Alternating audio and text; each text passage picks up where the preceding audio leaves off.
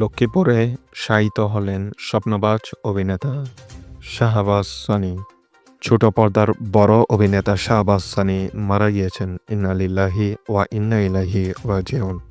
রোববার 17 তারিখ রাত ৩:৩০ মূলত তিনি পরকালে পাড়ি জমান। জানা গেছে তিনি পরিচালকের সাথে আড্ডা দেওয়ানকালীন সময়ে তার হঠাৎ করে কাশি ওঠে এবং তিনি মাটিতে লুটিয়ে পড়েন। তাকে দ্রুত হাসপাতালে নিলে চিকিৎসকরা জানান তিনি হার্ট অ্যাটাক করেছেন।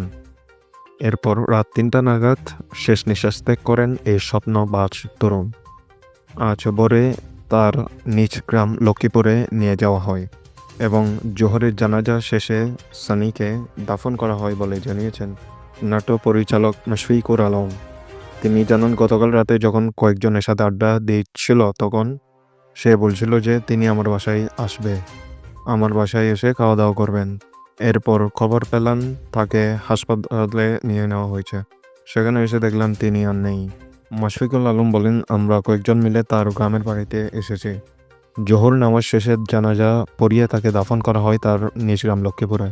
মূলত ছোট পর্দায় এ শাহবাজ সানি বেশি পরিচিত।